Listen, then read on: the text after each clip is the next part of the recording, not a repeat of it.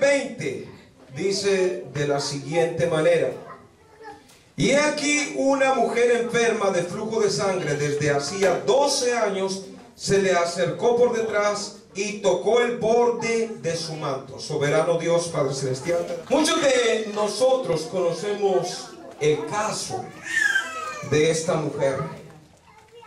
Dice la Biblia que era una mujer que tenía dinero, una mujer que posiblemente había recibido una herencia. ¿A cuánto le gustan las herencias? Ay, yo en estos días voy a recibir una.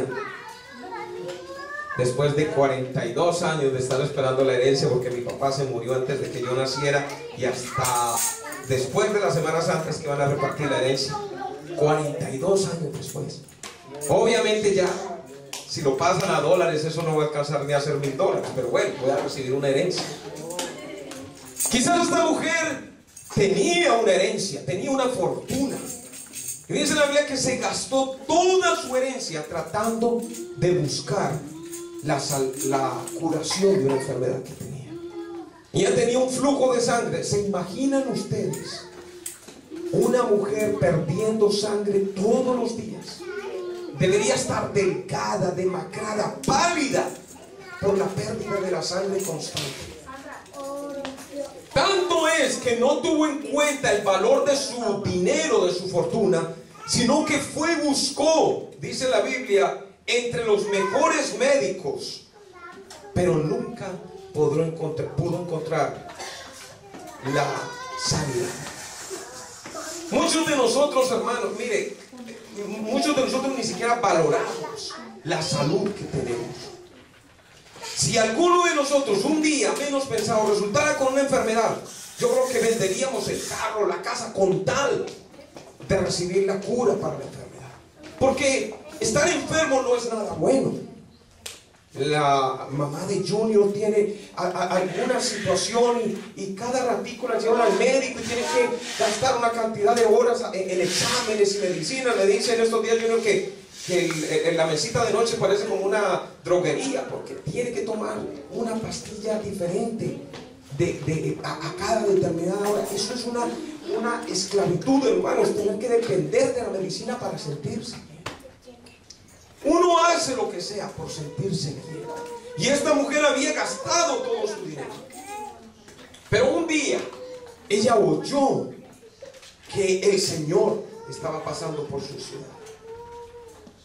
Dice: mientras él les decía estas cosas, vino un hombre principal, y he aquí una mujer enferma de flujo de sangre desde hacía 12 años. 12 años tenía esta mujer cargando esa enfermedad. Se le acercó por detrás y mire, tocó el borde de su manto. Porque ella decía dentro de sí, miren, una persona que ha perdido todas las esperanzas, que se ha hecho todos los exámenes, que se ha tomado todas las medicinas, dentro de sí, ella dijo: si yo al menos tocar el borde de su manto, seré sana. ¿Cómo es posible que una persona que ya no tenía esperanza todavía tenga la fe para decir: es que si yo lo toco me sano? Porque ya no había nada más que hacer. Ya se había gastado su dinero y seguía enfermo. Si tocare solamente el borde de su manto se le salva. Pero Jesús, volviéndose y mirándola, le dijo: ten ánimo, hija, tu fe te ha salvado. Y la mujer fue salva desde aquella misma hora. Ahora vamos a ir a Marcos 5:24. Marcos 5:24.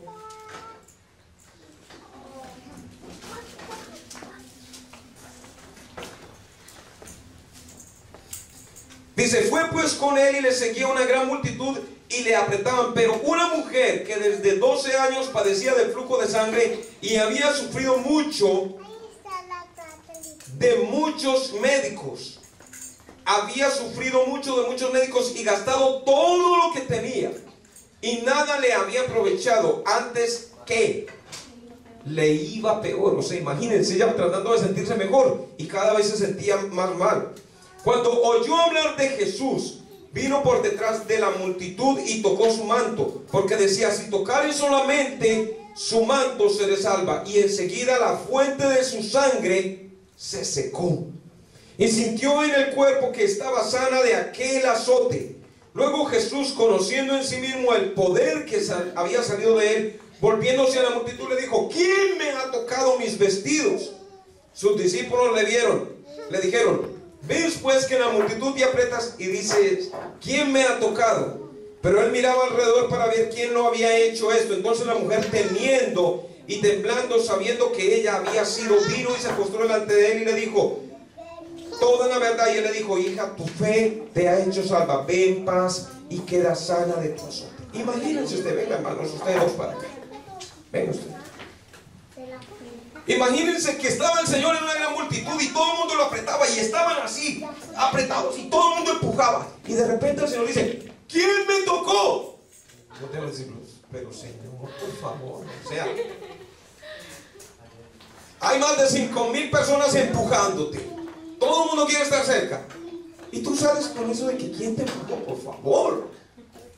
El Señor no estaba hablando de un toque físico, estaba hablando de un toque de fe. La mujer tuvo fe y dijo: si tan solo le tocare, yo seré sana. Porque hay una gran diferencia, hermanos, entre tocar al Señor y tener el toque del Señor. Porque usted puede venir a la congregación y sentarse aquí y estar en medio del Señor, pero otra cosa es que usted sea tocado por el Señor. Estamos hablando de un efecto transformador. Muchas personas son influenciadas y vienen a la iglesia, pero muy pocas realmente reciben ese milagro. ¿Qué es lo único que necesitaba? Tener fe. Había una pieza esencial que se necesitaba para que todo funcionara. Ella estaba allí estaba el Señor, estaba la gran multitud, estaba la palabra, pero faltaba una pieza para que ella recibiera su mensaje. ¿Y era cuál? Era la fe. Ella tenía fe de que si tan solo tocara al Señor, sería sana. Todo el mundo le tocó. ¿Cuántos fueron sanos? En ese día, solo ella. Y había una gran multitud. Todo el mundo le apretaba, todo el mundo quería tocar al Señor. No sé si ustedes han visto cuando el Papa visita un país, esas grandes multitudes. Todo el mundo quiere al menos desde lejos mirar. Yo recuerdo el día que llegó a mi país y descendió el Papa. ¿Papa qué es? No, ese era el del carro, pero este era el papavión. Yo vivía a 1, 2, 3, 4 bloques del aeropuerto. Hermano, ni a la puerta de la casa podía salir. Porque a 4 bloques la multitud era impresionante. Las calles alrededor del aeropuerto era que no se podía ni caminar. Simplemente para verlo. Pero ¿cuántos realmente pueden recibir algo? Ninguno. Lo mismo pasó cuando estaba Jesús. Grande multitud ese día. Solo una persona recibió un milagro. ¿Por qué? Porque tenía la pieza necesaria que encajaba en el punto exacto para tener el milagro. Había un joven también. Lucas 18, 18.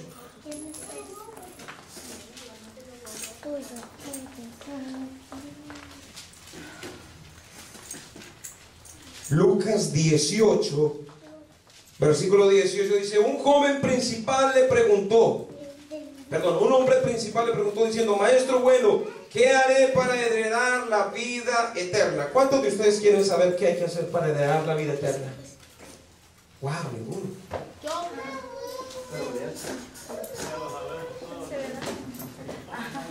Dice: ¿qué haré para heredar la vida eterna?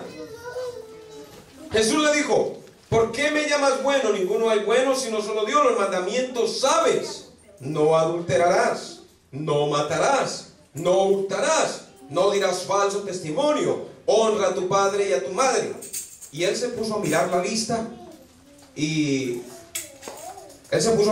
dijo: bueno, pero todo eso ya me lo conozco. Todo eso ya me lo conozco. Dice, todo esto lo he guardado desde ¿qué? Desde mi juventud. O sea, ya era un hombre seguro de alguna edad. Todo esto lo he guardado desde mi juventud. Oyendo esto, Jesús le dijo, aún te falta una cosa. Ve y vende todo lo que tienes y dalo a los pobres y tendrás tesoro en el cielo. Y ven y sígueme. Entonces, oyendo esto, se puso muy triste. Porque era ¿qué? Era muy rico. Tenía mucho dinero. Al ver esto, al ver Jesús que se había entristecido mucho, dijo, cuán difícil entrarán en el reino de Dios los que tienen riquezas, porque es más fácil pasar un camello por el ojo de una aguja que entrar un rico en el reino de Dios. Y los que le oyeron dijeron, ¿quién pues podrá ser salvo? Aquí hay una historia bien curiosa. Este hombre era un hombre que si lo tuviéramos en esta época, hubiéramos dicho, no, este hombre está, pero había guardado todos los mandamientos desde su juventud. En otra parte de esta misma historia, la Biblia dice que Jesús le amó por lo que había hecho. Se ganó el afecto del Señor. Porque él dijo, Señor, es que yo desde que era un jovencito, desde que era casi un niño, yo todos los mandamientos los he guardado. Nunca me he metido en problemas, nunca me he metido en drogas, ni en alcohol, nunca me he metido con la mujer de nadie, ni con la que me ha tocado a mí, siquiera me he metido. No peleo ni con mi esposa. Dice, con todos los mandamientos los he guardado desde mi juventud. Pero Jesús le dijo, ok, ya cumpliste todo, pero te falta una pieza. Necesitas una pieza más para completar todo el rompecabezas. Ve y vende todo lo que tienes y sígueme. Mi pregunta es, ¿cómo este hombre pudo haber guardado todos los mandamientos y no estaba siguiendo a Dios? Porque a veces hay muchas personas que aprenden a ser cristianos, viven como cristianos, saben cómo se comporta un cristiano, no pecan, se visten como un cristiano, oran como cristiano, pero nunca han tenido un encuentro con Dios.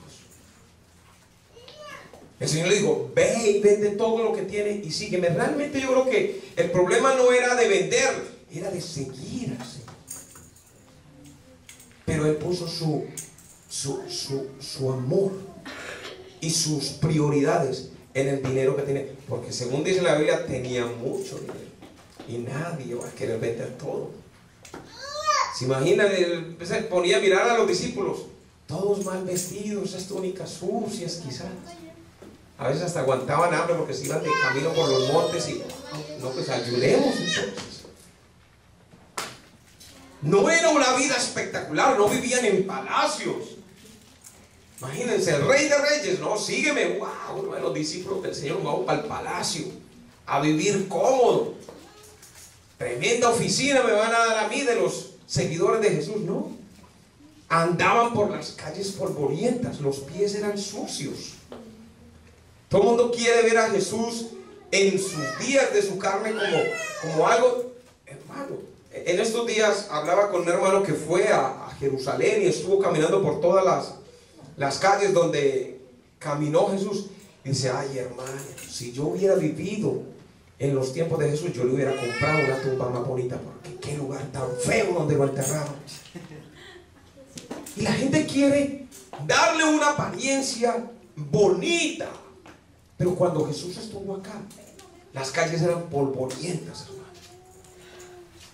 De hecho, Jerusalén no es que sea la ciudad más bonita, es feo, con unas casitas ahí todas de piedra amontonadas, no es bonito. Los que han ido allá dicen, ay, qué gran decepción me llevé, yo pensé que iba a llegar a encontrarme en los grandes palacios. Y, ¿qué ciudad tan fea? Allá fue donde nació Jesús. Allá, siendo el Rey de Reyes, se vino a escoger la más feita de todas, para demostrarnos a nosotros que no dependiéramos de las cosas materiales. Y allí estaba el Señor con sus pies polvorientos, diciéndole a un millonario: ve y vende todo lo que tienes. Y voltea al muchacho: ¿para vivir con ustedes?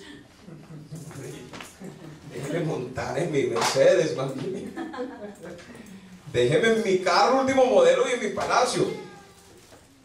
Y se regresó. ¿Qué significa eso? Que la invitación, porque si ustedes se dan cuenta, cada vez que el Señor llamó a uno de sus discípulos, cuando vio a Pedro le dijo: ven y sígueme. El Señor le dijo: no, lo que pasa es que tengo que ir a visitar a mi suegra, o alguien se murió. El Señor le fue diciendo a cada uno: deja a los muertos que entierren a sus muertos, tú sígueme. O sea, ni siquiera lo dejó que fuera a enterrar al familiar.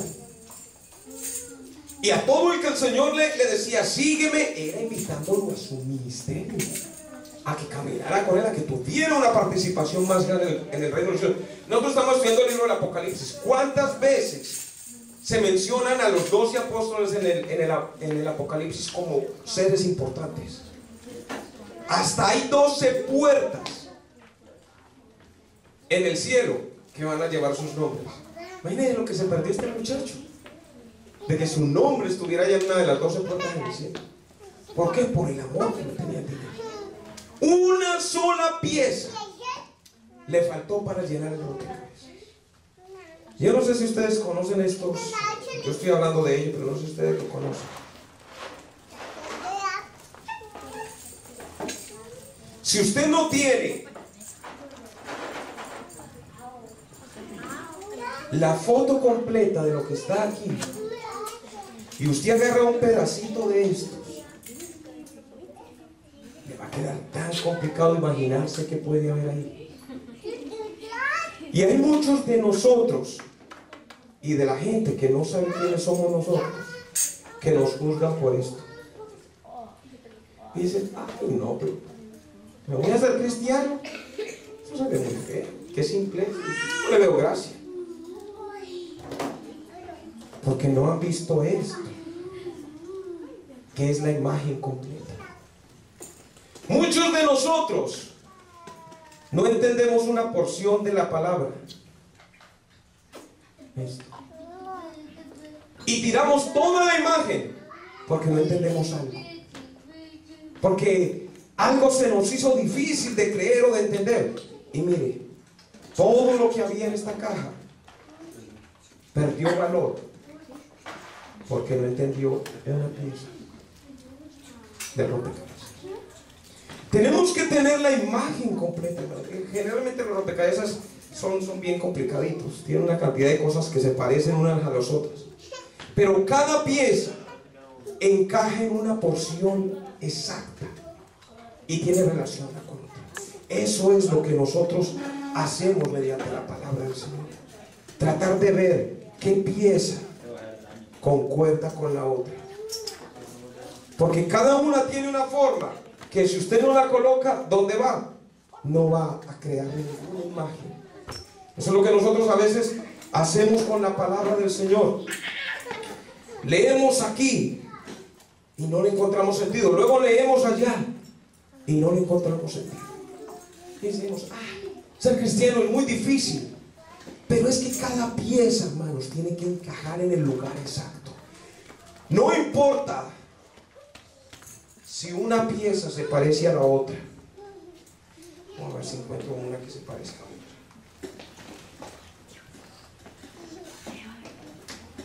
Porque en un rompecabezas muchas piezas parecen iguales. Si la miramos así, casi que tienen la misma forma.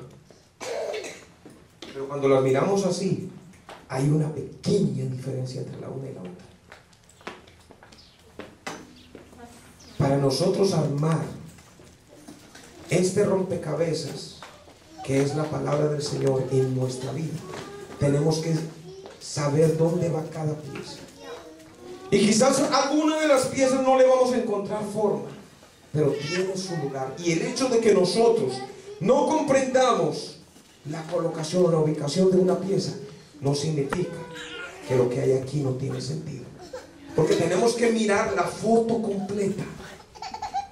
El joven rico tenía todo esto ya armado. Tenía todo el rompecabezas listo. Toda la imagen exacta. Y le faltaba una piecita. Ve y vende todo lo que tienes. Y sigue. Y digo, no, ¿sabe qué? Eso no funciona. No sirve. Por una pieza que no pudo encajar. La pieza que a la mujer con el flujo de sangre le funcionó. Porque ella venía siguiendo al Señor, venía haciendo todo lo que tenía que hacer. Y dijo, si tan solo tocare el borde de su manto, tengo la pieza aquí, la voy a ir a poner.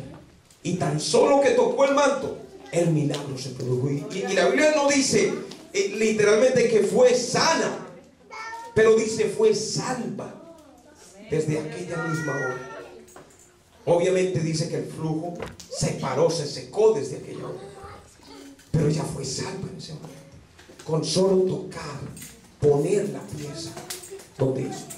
Muchos de nosotros necesitamos, hermano, poner algunas piezas de ese rompecabezas en su puesto. ¿Por qué? Porque podemos perder la imagen completa. Hay algunos hermanos que a veces dicen, hermano, yo leo y leo y leo esto y yo no le entiendo a esto. Una pieza. Eso no significa que toda la foto, la imagen esté desordenada o no tenga sentido. A veces no entendemos una pieza. En el caso de este joven, se había esforzado por obedecer la ley de Dios, tanto que tenía muchas cualidades. Ustedes lo ven, la Biblia dice que había cumplido a cabalidad cada una de los requerimientos. Era casi perfecto. Dice, todos los mandamientos los he guardado desde mi juventud. Pero el problema es este, que un casi no vale. Usted se puede perder por un casi.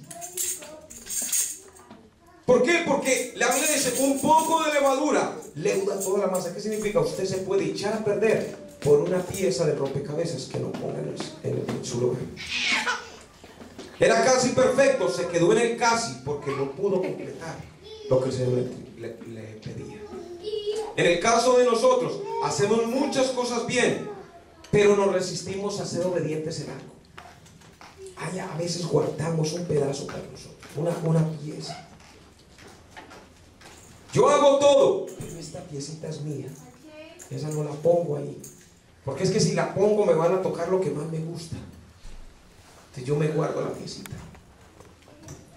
¿Soy cristiano? Sí, soy cristiano.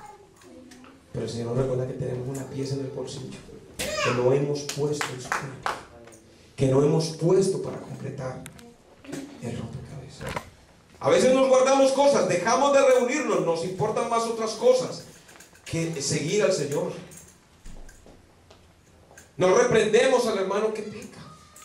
La Biblia dice, si alguien ve a un hermano cometiendo un pecado que no sea de muerte, reprenderle con amor. Y dice, de esta forma, él podrá ser salvo. Nos afrentamos unos a otros a veces en simplezas, y por eso, no me gustó lo que me dijo. Ya no voy a venir más a mi iglesia. Una piecita chiquita le puede quitar a usted ese privilegio de entrar al reino de los cielos. Hermanos, tenemos que ser conscientes. Supóngase que esta fotico la cortamos en pedacitos. Es bonita, ¿no? No, bonita. Pero es bonita así. Cuando nosotros vemos la foto así, dice, wow, qué bueno estar ahí. Pero cuando la vemos así, como que no llama mucho la atención. Qué gran trabajo poner todas esas piezas juntas. Qué gran esfuerzo, qué gran dedicación hacer que esto se llegue a ver como esto. Ese es el trabajo de Dios.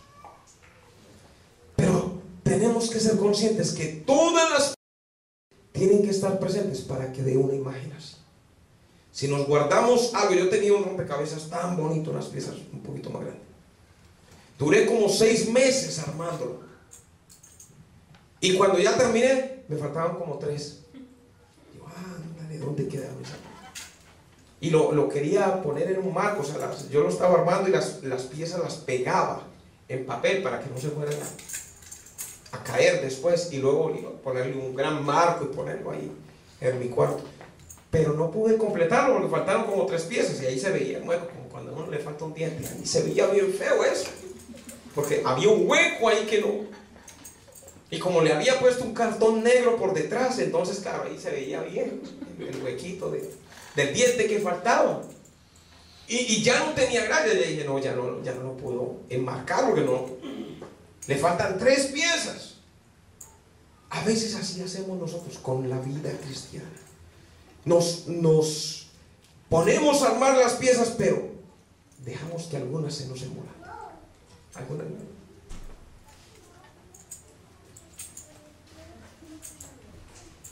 Que nadie sepa que están en las puertas. Y a veces cuando llegamos a la iglesia y el Señor habla, ay, la piecita verde aquella, y nosotros, ay, no vino el hermano hoy para que hubiera escuchado. Uy, yo conozco a alguien que tiene una pieza de esas en el bolsillo, igualita a esta, pero no conmigo. Y dejamos de completar la imagen que Dios quiere hacer de nosotros. Uno puede recibir al Señor. De hecho, hoy vamos a bautizar un grupo. Y esa es esta caja. Usted se bautiza y usted recibe esta caja. Y ahora empieza a poner una piecita tras otra en su lugar. Lo importante es que algunas cosas vienen con un manual de instrucciones. Yo compré una vez un Entertainment Center y venía con instrucciones y cantidad de piecitas y cositas que había que ensamblarlas en orden, porque a veces si uno las ponía en un desorden, ya cuando iba a poner la otra pieza ya no entraba, entonces tocaba regresarse. Así es la vida cristiana. Uno tiene que poner cada pieza en su lugar para poder completar la imagen. Si yo digo, desafortunadamente cuando terminé de armarlo me sobran como 10 piecitas pequeñas. Y esto ya se ve bien, tenía como 10 piezas en la mano. Yo seguí las instrucciones. ¿Por qué me sobraron todas estas piezas? Porque a veces uno no se ciñe, uno simplemente se la imagina. No, hoy la voy a hacer así, y desordena. Y entonces quedan sobrando piezas. Por lo menos sobren, ¿no? Porque si faltan se caen. Pero eso es lo que quiere Dios con nosotros cuando Él empieza. Cuando Dios dijo en el principio, hagamos al hombre, no estaba hablando de crear al ser humano, estaba hablando de hacerlo, de formar algo, de un proceso. Crear es una cosa y hacer es otra cosa. Porque el Señor creó de la nada. Pero hagamos al hombre es un proceso que implica varios pasos. Cuando el hombre conoce a Dios, cuando el hombre se bautiza y acepta a Dios, y cuando digo hombre no estoy hablando del sexo masculino, sino el ser humano. Cuando el hombre se bautiza, empieza ese proceso de hacer al hombre, ¿a qué? A la imagen de Dios. No una imagen física, pero una imagen espiritual. Una imagen como la que tenía este joven, con todas las piezas en orden, incluyendo la última: sígueme. Muchos llegan a la iglesia, pero muchos no siguen al Señor. Porque seguir al Señor implica involucrarse sin objeción. Si yo trato de forzar una pieza que encaje con la otra y empujo, termino destruyendo la pieza, porque no encajan, no van ahí. Si yo trato de hacerle fuerza, termino rompiendo la pieza, porque no van ahí. Y quizás se sostiene, pero queda inestable, no va ahí. A veces así somos con el Señor. Dios nos dice que hagamos las cosas de una manera y nosotros nos empecinamos en forzar a que sean de otra manera. Hermanos, llegar a tener la imagen de Dios en nosotros es un proceso que implica varias piezas. ¿Por qué estoy predicando de esto el día de hoy? Porque estamos al borde de la venida del Señor, hermanos, y no vale sacrificar esa ida con el Señor por una pequeña piecita en el bolsillo. Yo no sé de usted, pero si el Señor no me pidiera algo que yo tengo en el bolsillo guardado, yo lo pondría ahí, porque esto está a punto de terminarse, hermano, y nosotros tenemos que estar listos para ese viaje.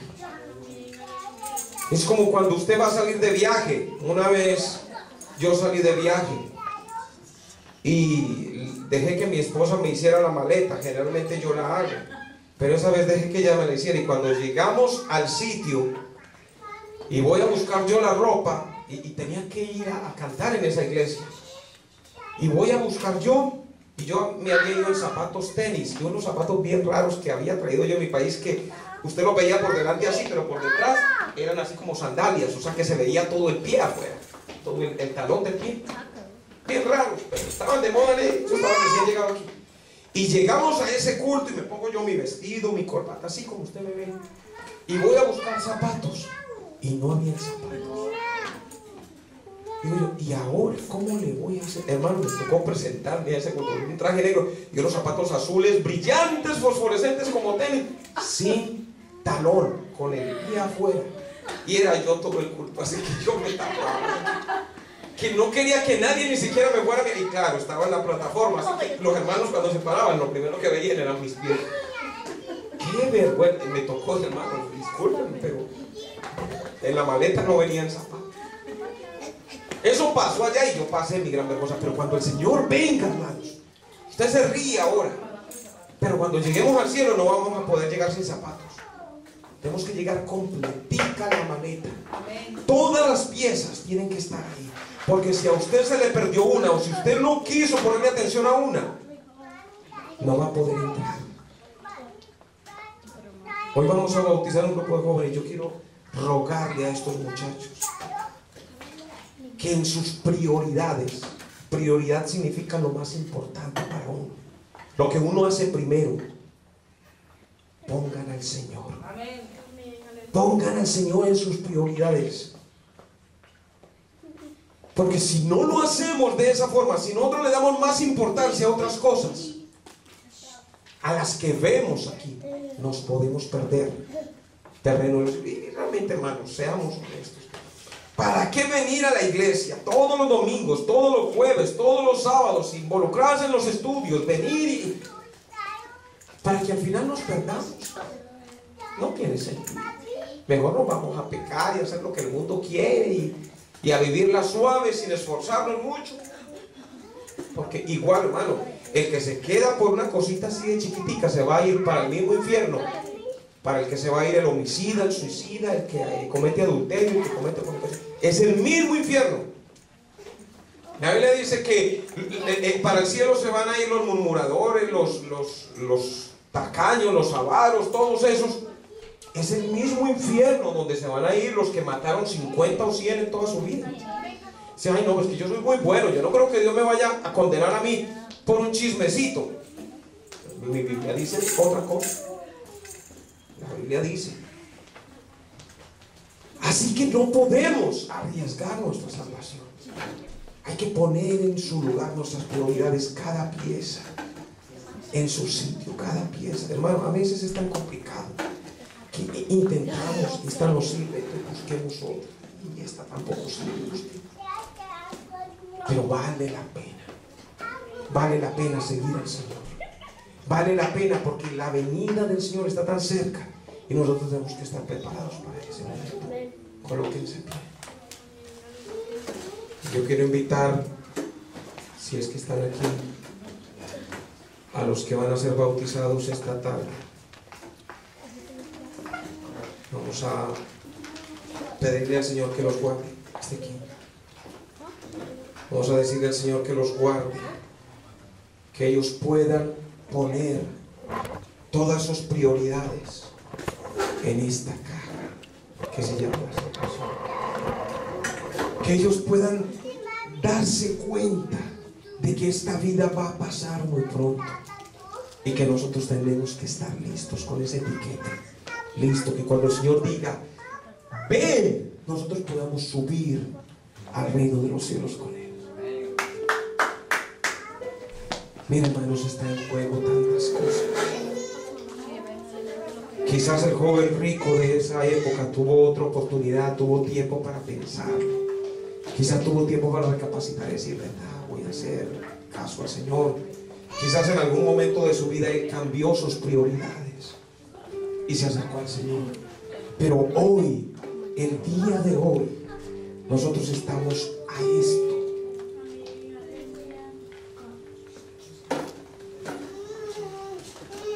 El día de hoy estamos así de cerca de la venida del Señor.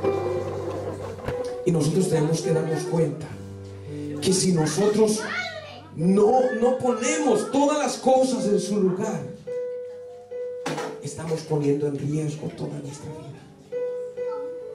Yo quiero, hermanos, que usted mire estos muchachos que están aquí. La mayoría de ellos son adolescentes. Bueno, todos ellos son adolescentes. El momento en el que usted pone sus prioridades en otra cosa, es el momento en el que usted está interesado en las fiestas, en los bailes y en las cosas. Bueno, aquí tenemos otro que se decidió.